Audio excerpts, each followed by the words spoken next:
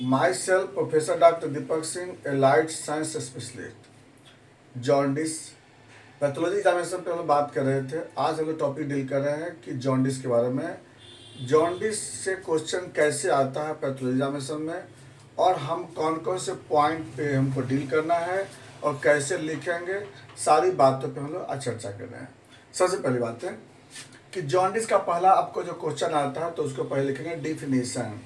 ऐसे आप जानते होंगे जॉन्डिस को पीलिया रोग बोलते हैं, जिसमें बॉडी में स्किन और म्यूकस लेयर ये क्या होते हैं, येलो हो जाते हैं। तो जॉन्डिस का पहला डिफिनीशन क्या लिखाता है कि द येलो पिगमेंटेशन ऑफ, देखो जो वहाँ पर चूंकि जॉन्डिस को लिया ही क्या वहाँ से, इसलिए हम लोग क्या बोलते हैं, yellow pigmentation of skin, mucus layer and body fluid due to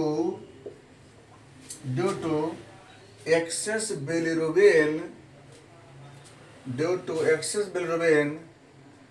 present in blood known as jaundice।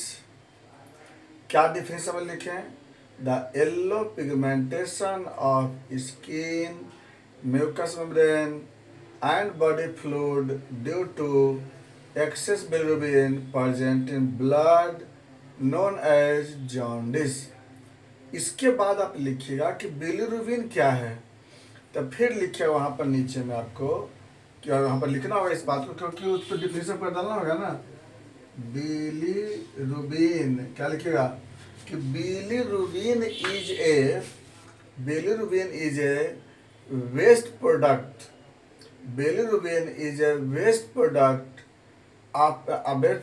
Of catabolism of haemoglobin. यानी बिलिरुबिन क्या है, एक हीमोग्लोबिन का कैटाबॉलिक प्रोडक्ट है, वह एक वेस्ट प्रोडक्ट है। तो क्या लिखेंगे कि haemoglobin is a catabolic waste product of haemoglobin. फिर वहाँ लिखेंगे कि नॉर्मल में जो आरबीसी का लाइफ जब एंड होता है तो उस केस में दो तरह के बिलिरुबिन बनते हैं। वहाँ लिखेंगे कि after complete life span of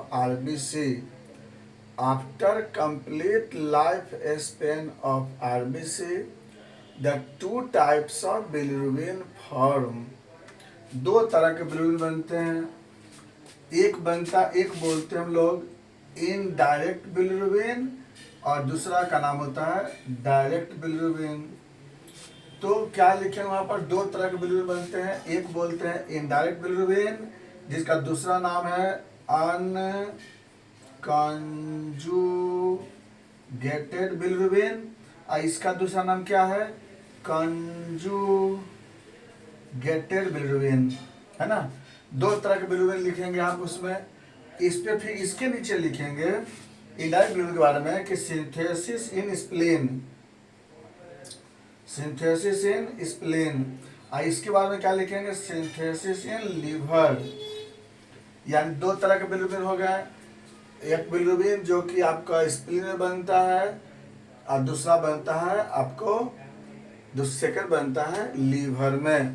देखो एग्जामिनेशन व्यू से लिखना है, क्योंकि थ्योरी नहीं है बहुत ज़्यादा लंबा। जो हम लोग जैसे आप अगर मेरा वीडियो देखिएगा ना तो उसमें बहुत सारे आपको मैकेनिज्म लिखे हुए हैं कैसे कैसे बनते हैं, वहाँ पे फेट ऑफ आरबीसी का कैसे डिस्ट्रक्शन, तो उससे उतना नहीं जानना है, क्योंकि हमको अभी देखिए उतना ही लिखना है एग्जामिनेशन में जितना कि हमें मेन पॉइंट होना चाहिए। तो टाइप में यहाँ पर क्या लिखेंगे, bilirubin is a waste product synthesis after the catabolism haemoglobin. फिर लिखेंगे बिलिरुबिन दो तरह के होते हैं, एक होता है आपको इनडायरेक्ट बिलिरुबिन या अनकंजुगेटेड बिलिरुबिन जो कि स्प्लीन में बनता है, और दूसरा होता है डायरेक्ट बिलिरुबिन या कंजुगेटेड बिलिरुबिन जो कि लीवर में बनता है। और अगली पॉइंट लिखेंगे कि जो इसका जो नॉर्मल रेंज जो ब्लड में होता है, किसका, इनडायरेक्ट बिलिरुबिन का नॉर्मल रेंज लिखेंगे 0.2 से लेके 0.8 mg/dl। इनडायरेक्ट बिलिरुबिन कितना लिखेंगे, 0.2 से 0.8 mg/dl। और डायरेक्ट में कितना लिखेंगे 0.0 से लेके 0.2 mg/dl। यानी आपको इतना याद रखिएगा कि इनडायरेक्ट बिलीरुबिन का लेवल ज़्यादा होता है डायरेक्ट का 0 या 0.2।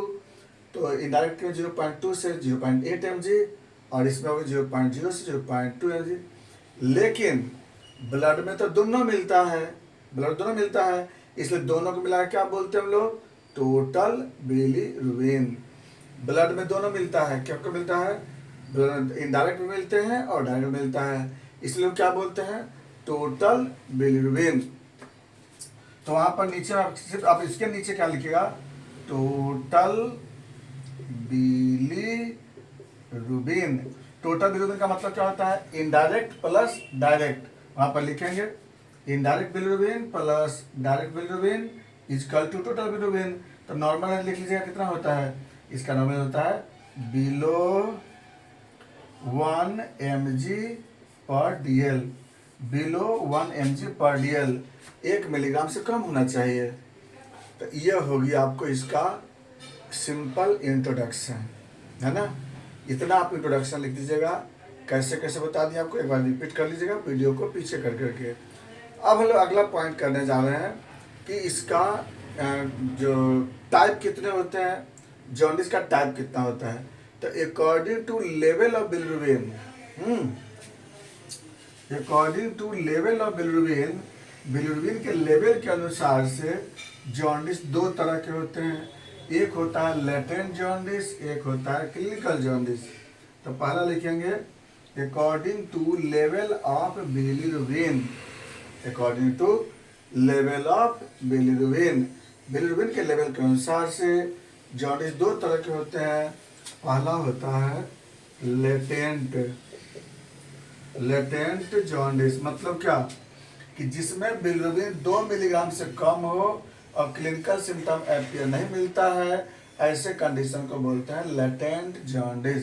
मतलब लिखेंगे इस बारे में the bilirubin value less than 2 mg/dl, the bilirubin value less than 2 mg/dl and no any clinical finding, and no any clinical finding known as latent jaundice। और दूसरा क्या लिखिएगा? Clinical jaundice. सेकेंड है क्लिनिकल जॉन्डिस। क्लिनिकल जॉन्डिस में क्या बोला गया कि 2 मिलीग्राम से ज़्यादा भी हो जाता है और क्लिनिकल सिम्टम अपीयर हो जाता है, उसको क्या बोलते हैं? Clinical jaundice. तो क्या लिखे डिफिनेशन में कि if bilirubin level more than 2 mg/dl with clinical symptom develop in body known as clinical jaundice. ये तो होगी आपको type according to amount of bilirubin और क्लिनिकल सिम्टम के अनुसार से। अब जो हम लोग पढ़ने जा रहे हैं अकॉर्डिंग टू इटियोलॉजी के अनुसार से। अकॉर्डिंग टू इटियोलॉजी के अनुसार से, इटियोलॉजी के अनुसार से जो होते हैं ना, दो तरह के होते हैं। एक होता है फिजियोलॉजिकल जॉन्डिस, एक होता है पैथोलॉजिकल जॉन्डिस। तो आप लिखेंगे पहला यहाँ पर फिजियोलॉजिकल, फिजियोलॉजिकल जॉन्डिस। दूसरा हो गया पैथोलॉजिकल जॉन्डिस, पैथोलॉजिकल। देखिए कह रहा है क्या, फिजियोलॉजिकल में क्या कह रहा है कि स्किन और म्यूकस लेयर येलो हो जाते हैं, लेकिन बॉडी के फंक्शन के वजह से ऐसे कंडीशन में कोई भी दिक्कत नहीं होती है। ऐसे जॉन्डिस को फिजियोलॉजिकल बोलते हैं। यानी क्या लिखे हैं फिजियोलॉजिकल का डेफिनेशन कि the yellow pigmentation of skin और mucus layer due to body function, body function known as physiological jaundice. फिर लिखिए क्या, in this condition no any, in this condition no any disorder develop in body. इसके कारण body में कोई disorder नहीं होता है। और इसका एग्जाम्पल क्या लिखेंगे? नियोनेटल, नियोनेटल जन्म के बाद जो होता है ना, जो बहुत सारे बच्चों में 7 mg/dl तक बिलीरुबिन बढ़ता है, जिसको हम फिजियोलॉजिकल जॉन्डिस ही कहते हैं। वहाँ लिख सकते हो इस बात को, उसी के नीचे लिख सकते हो कि जितने भी चाइल्ड जन्म होता है ना, कि नॉर्मल नॉर्मल डिलीवरी में 5 मिलीग्राम तक और सीजरियन में 7 मिलीग्राम तक, वहाँ लिखेंगे कि in after delivery, in normal delivery 5 milligram up to 5 milligram bilirubin increase, and in caesarean delivery या सीजरियन, और या फिर लिख सकते हो आप इसमें premature baby, premature में 0.7 मिलीग्राम पर डे तक क्या होता है ना कि बिलिरुबिन का लेवल बढ़ता है। ऐसे कंडीशन में क्या बोलते हैं हम लोग, फिजियोलॉजिकल जॉन्डिस में कोई दिक्कत नहीं होती है, ना कोई बहुत बड़ा सिम्टम मिलता है इसमें, नो एनी सिम्टम अपीयर, कुछ नहीं होता, बस सिर्फ एक ही चीज़ होता है ना, येलो पिगमेंटेशन हो जाते हैं, तो इसको हम क्या बोलते हैं, फिजियोलॉजिकल जॉन्डिस। लेकिन इस पर हम लोग को ज़्यादा ध्यान नहीं देना हमको। हाँ, एक बात और लिख सकते हो, इसका मेन कारण क्या होता है कि बर्थ के बाद बहुत सारे आरबीसी टूट जाते हैं, जिसकी वजह से क्या होता है ना कि आपका बिलिरुबिन लेवल बढ़ जाता है। तो यह फिजियोलॉजिकल जॉन्डिस के बारे में आप जितना लिख सकते हो उससे ज़्यादा मतलब नहीं है। हम लोग मेन चलना है पैथोलॉजिकल जॉन्डिस। तो आप हेडिंग डालिएगा नीचे, पैथोलॉजिकल जॉन्डिस लिखिएगा, पैथोलॉजिकल जॉन्डिस, पैथोलॉजिकल यानी कोई ना कोई डिजीज के कारण, कोई ना कोई बीमारी के कारण बिलिरुबिन का लेवल बॉडी में बढ़ता है, और इसकी वजह से क्या होता है, जॉन्डिस, उसको क्या बोलते हैं, पैथोलॉजिकल जॉन्डिस। क्या लिखेंगे वहाँ पर कि if any disease develop in body, if any disease develop in body then bilirubin level increase in body, जिसके कारण बिलिरुबिन बढ़ता है, and produce jaundice known as pathological jaundice. यानी if the bilirubin increase in body due to any disorder in body known as pathological jaundice। तीन यहाँ पर जो होता है ना, आपको कोई ना कोई डिजीज के कारण आपको बिलिरुबिन के कारण जॉन्डिस डेवलप होते हैं। इसके पीछे 3 मेन रीजन है। क्या क्या 3 मेन रीजन है? पहला मेन रीजन है एक्सेस फॉर्मेशन ऑफ बिलिरुबिन। आप पहला लिखिएगा, excess formation of bilirubin. Excess formation of bilirubin पहला हो गया। एक्सेस सिंथेसिस ऑफ बिलिरुबिन, तो एक्सेस क्यों ज़्यादा होता है वहाँ पर फिर लिखे नीचे में लिखे एक्सेस फॉर्मेशन ऑफ बिलिरुबिन लिखेंगे। इसका दूसरा नाम क्या है, हिमोलाइटिक जॉन्डिस, और तीसरा नाम क्या है, प्री हेपेटिक जॉन्डिस। तीनों बोलते हैं इसको लोग। इसको क्या बोलते हैं, एक्सेस फॉर्मेशन में हिमोलाइटिक बोलते हैं, हिमोलाइटिक बोलते हैं, या इसी को प्री हेपेटिक बोलते हैं, प्री हेपेटिक जॉन्डिस। तो क्या डिफिनेशन लिखिएगा, the excess formation of bilirubin in body due to excess destruction of RBC, excess destruction of RBC है ना, in body known as haemolytic jaundice, known as haemolytic jaundice. और दूसरी बात लिखिएगा कि ये जो जॉन्डिस होता है इसमें लीवर इन्वॉल्व नहीं होते हैं। इस कंडीशन में लीवर में कोई दिक्कत नहीं होता है और बिलियरी ट्रैक्ट में कोई दिक्कत नहीं होता है, इसलिए इसको बोलते हैं प्री हेपेटिक जॉन्डिस। ये बात को लिख सकते हो कि the disorder develop due to excess breakdown of RBC, no involve of liver and biliary tract, so known as prehepatic jaundice। इतना लिखने के बाद आप क्या करिएगा, इसका कॉज लिखिएगा, किस कारण से आरबीसी ज़्यादा टूट जाते हैं। तो कॉज में लिखेंगे सबसे पहला, इसके कॉज में पहला लिखिएगा इंट्रिंसिक कॉज, आरबीसी के टूटने का इंट्रिंसिक कॉज, यानी आरबीसी का टूटने का इंट्रिंसिक। पिछले वीडियो एनीमिया में देखिएगा, हम बताए थे इसके बारे में, हेमोलाइटिक एनीमिया बताए हुए हैं इस चीज़ को। खैर कोई बात नहीं।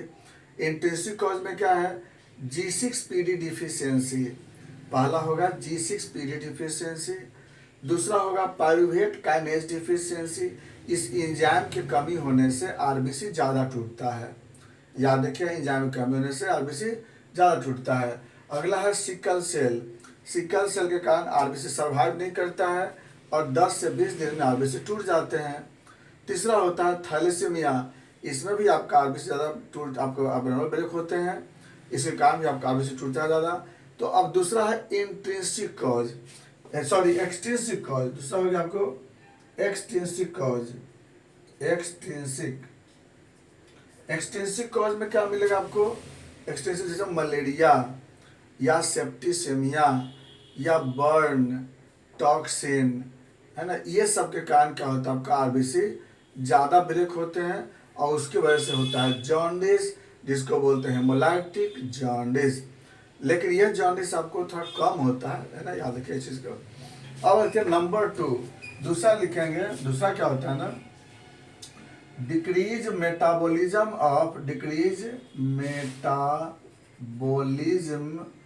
Of bilirubin. दूसरा होता है कि बिलीरुबिन का मेटाबॉलिज्म कम होता है। तो बिलीरुबिन का मेटाबॉलिज्म होता है कहाँ पे? लीवर में होता है। इसलिए इसको क्या बोलते हैं हम लोग? हिपैटोसेलुलर या इसको हिपैटिक जॉन्डिस बोलते हैं। हिपैटिक मतलब क्या बोला गया कि बिलीरुबिन का मेटाबॉलिज्म तो लीवर में होता है। अगर लीवर गड़बड़ हो तो आपका मेटाबॉलिज्म नहीं होगा और उस केस में जॉन्डिस होगा, उसको बोलते हैं हिपैटोसेलुलर जॉन्डिस। डिफिनेशन क्या लिखेंगे इस बारे में कि bilirubin metabolism only in liver, bilirubin metabolism only in liver, ये लीवर ही मेटाबॉलाइज करता है इसको। If any disorder in liver, the bilirubin metabolism not occurs, then bilirubin increase in body known as hepatic jaundice या hepatocellular jaundice, ये बोल सकते हैं इसके बारे में। अब इसका कॉज क्या है? देखिए लीवर की गड़बड़ी, जितना याद रहे लीवर की बीमारी सारे लिख दीजिएगा। लीवर में जितने आपको बीमारी याद रहे, फैटी लीवर को छोड़ करके जितने आपको याद रहेंगे आप सब लिख देंगे। जैसे क्या क्या लिखेंगे? हिपेटाइटिस, है ना, hepatic cyst, hepatic cancer, hepatic obsess, hepatic injury. यानी बोले ना आपको जो जो आपको याद रहे लीवर में जितने बीमारी होते हैं ना, फैटी लीवर को छोड़ के आप सारे डिजीज लिख दीजिएगा वहाँ पर। Liver cirrhosis, hepatic thrombosis, liver injury, tumour, cyst, inflammation, सब कुछ लिख दीजिएगा, है ना, क्योंकि उसी के कारण होता भी है जॉन्डिस। ये तो ये आपको हो गया। आपको एक कारण और भी होता है, जब आपको जेनेटिक कारण से जब आपको ग्लूकोनिकेसिन की कमी हो जाती है, जिसमें गिलबर्ट सिंड्रोम आता है, क्राइगर नाइजर सिंड्रोम होते हैं, जिसके कारण आपका लीवर में ग्लूकोनिकेसिन की कमी होती है और उसके कारण मेटाबॉलिज्म नहीं होता है। तो वहाँ पर जेनेटिक कॉज भी कुछ लिख देंगे। जेनेटिक में Gilbert syndrome, Krieger niger syndrome और प्लस बाकी जो बता दिए tumour, cyst, inflammation, injury, thrombosis, सब लिख देंगे उसमें, है ना। और इन्फ्लामेशन में अगर लिखना हो तो आप उसमें आगे बढ़ा सकते हो, बैक्टीरियल इन्फ्लामेशन, वायरल इन्फ्लामेशन, आपको तो मर्जी आपको है। कि इन्फ्लामेशन वाला जो बताए थे, वीडियो बताए थे आपको कि इन्फ्लामेशन का जो टिप्स बताए थे ना, कि जो इटियोलॉजी होते हैं उसको याद कर लीजिएगा कि उस सब में काम दे देगा आपको, है ना। जहाँ जहाँ इन्फ्लामेशन वर्ड मिलेगा ना वहाँ पे कॉज में आप लिख सकते हो। तो इसमें आपका हो गया कि हिपैटोसेलुलर जॉन्डिस, लीवर इसमें काम ही नहीं करेगा और इसी कारण बिलिरुबिन मेटाबॉलिज्म नहीं होंगे। और तीसरा होता है आपको decrease excretion of bilirubin, decrease excretion of bilirubin, यानी कि बिलिरुबिन का एक्सक्रीशन कम होगा। बिलिरुबिन का एक्सक्रीशन कम होगा। इसको एक्सक्रीशन कहाँ से होता है? तब बिलियरी ट्रैक्ट से होता है।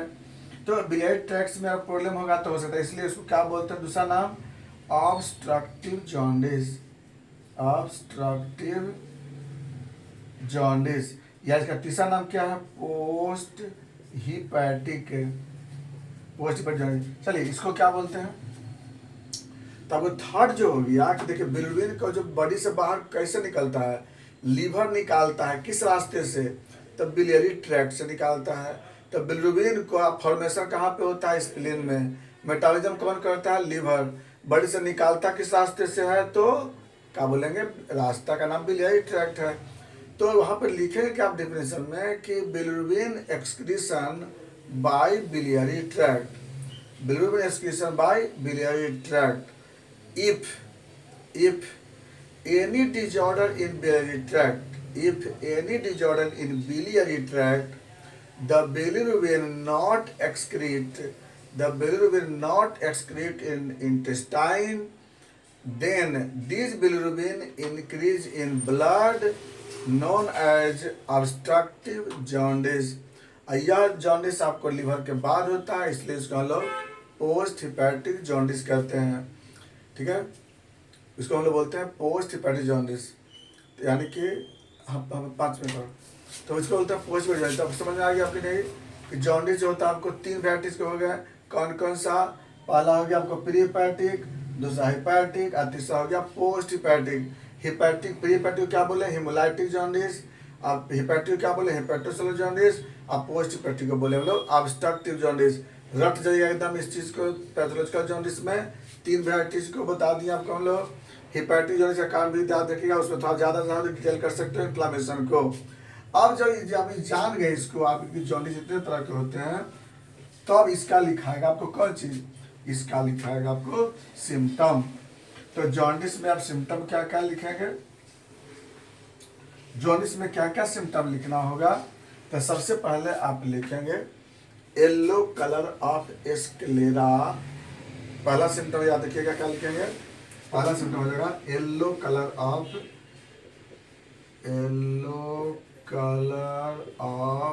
क्या क्या? Sclera, skin, mucus membrane, urine, है ना। Yellow colour of sclera, skin, mucus membrane, urine.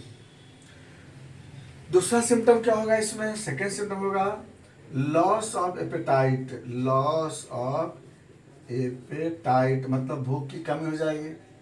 अगला हो जाएगा आपको nausea and vomiting. Nausea and vomiting, है ना। इसके बाद अगला क्या लिखेंगे इसमें? वीकनेस। अगला क्या हो जाएगा फिर इसमें?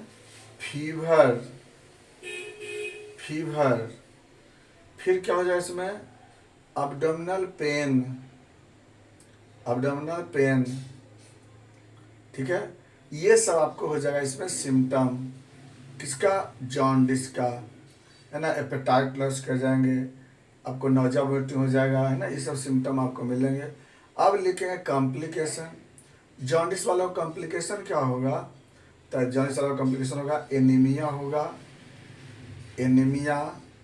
फिर क्या होगा? स्प्लीन इनलार्ज कर जाएंगे, स्प्लीन इनलार्ज। अगला क्या होगा? लीवर इनलार्ज कर जाएंगे, लीवर इनलार्ज। और क्या हो सकता है?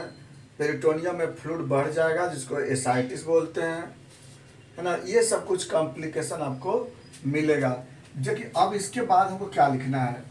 इसके बाद हमको लिखना है इसका इन्वेस्टिगेशन।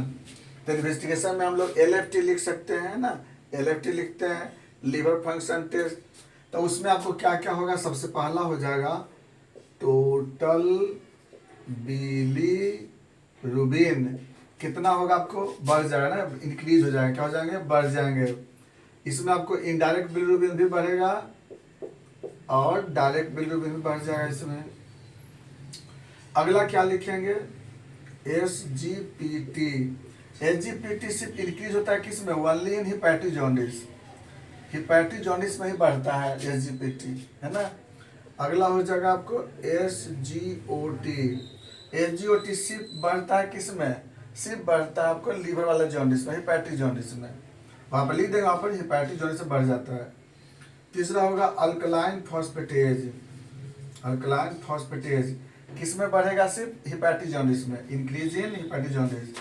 उसके बाद क्या लिखेंगे आप लोग? Gamma GT increase in hepatic jaundice, है ना। ये हम लोग लिख देंगे उसमें। अगला इतना हो गया। उसके बाद आगे क्या कर सकते हैं हम लोग? अगला हो जाएगा ऑस्ट्रेलिया एंटीजन। ये पॉजिटिव कब होगा? जब हेपेटाइटिस बी से जॉन्डिस होता है तब पॉजिटिव आता है। वहाँ लिख दीजिएगा हेपेटाइटिस बी पॉजिटिव जॉन्डिस। उसी में आपको ऑस्ट्रेलियन एंटीजन पॉजिटिव आते हैं। इसके बाद आप जो है ना यूरिन सेल लिख सकते हैं, बाइल यूरोबिलोजन। वहाँ क्या लिखेंगे? Urine bile salt positive, urine bile pigment positive, और यूरिन यूरोबिलोजेन इंक्रीज, ये आप लिख सकते हो, है ना। अब इसके बाद आपका क्वेश्चन खत्म हो जाता है। तो हम क्या बोले जॉन्डिस में, आपको जॉन्डिस से पहला डिफिनेशन लिख देना है, उसके बाद उसका जो टाइप है वो लिख देना है, और टाइप का इटियोलॉजी या साथ में क्लिनिकल फीचर, और इतना इन्वेस्टिगेशन लिख देंगे, आपका ये कंप्लीट क्वेश्चन बन जाता है यहाँ पे। बाकी बातें नेक्स्ट वीडियो में। थैंक्स।